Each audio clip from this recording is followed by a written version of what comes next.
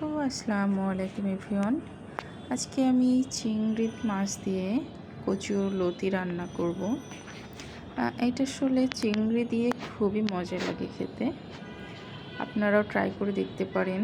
কচুর লতিগুলো আমি আসলে আগেই আলাদা করে ক্লিন করে রেখেছিলাম।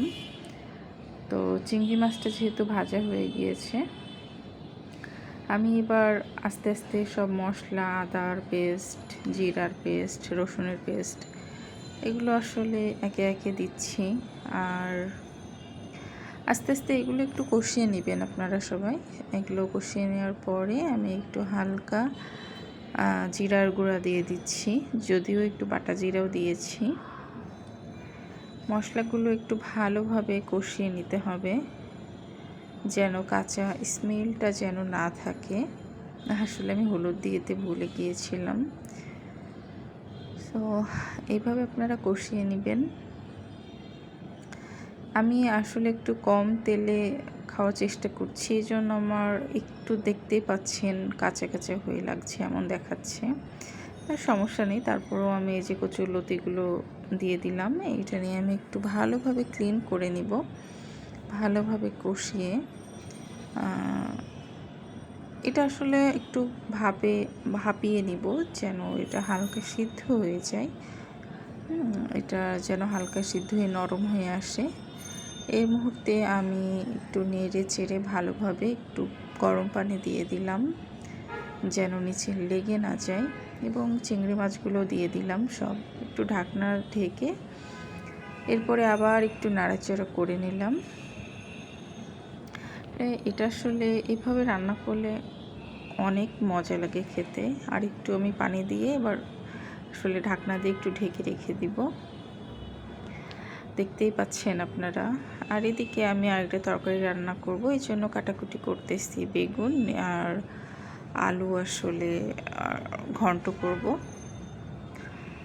তো একটাই করতে চাচ্ছিলাম, পরে মনে হলো যে না, আরেকটাই করা যাক, এজন্য আসলে আরেকটা করা।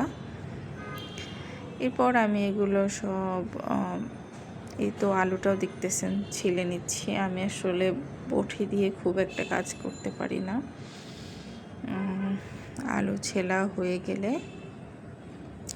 এগুলো আসলে ক্লিন করে একপাশে রেখে দিব, এবং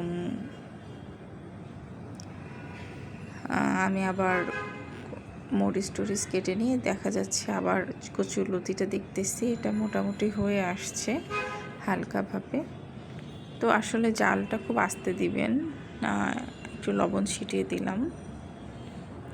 দেখতেই পাচ্ছেন বেশ নরম হয়ে গিয়েছে লতিগুলো, বেশ ইয়ামি মনে হচ্ছে। জানি না এখন খেতে কেমন লাগবে।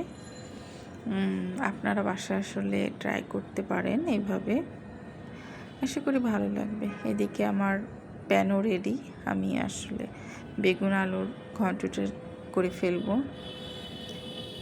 আসলে প্রথমবার তো এই জন্য একটু হয়তো এলোমেলো হয়ে যাচ্ছে, আপনারা একটু ক্ষমা সুন্দর দৃষ্টিতে দেখবেন। আপনাদের অনুপ্রেরণায় আমি হয়তো আরও ভালো কিছু করব।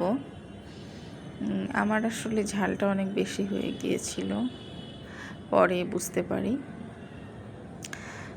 কখনো তো বিয়ের আগে ওভাবে রান্নাবান্না করা হয় নাই, এই জন্য আসলে এবার দুইটা মানুষ রান্নাবান্না করছি, আস্তে আস্তে শিখছি।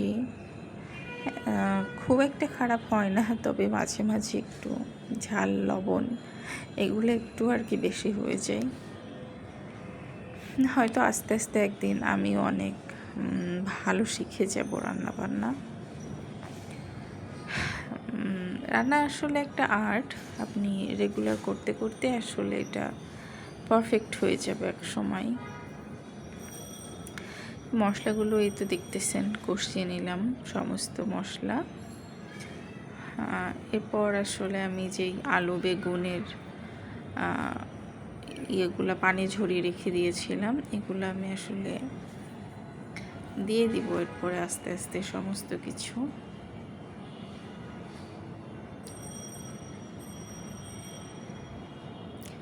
একটু গুঁড়ার পেস্ট দিলাম।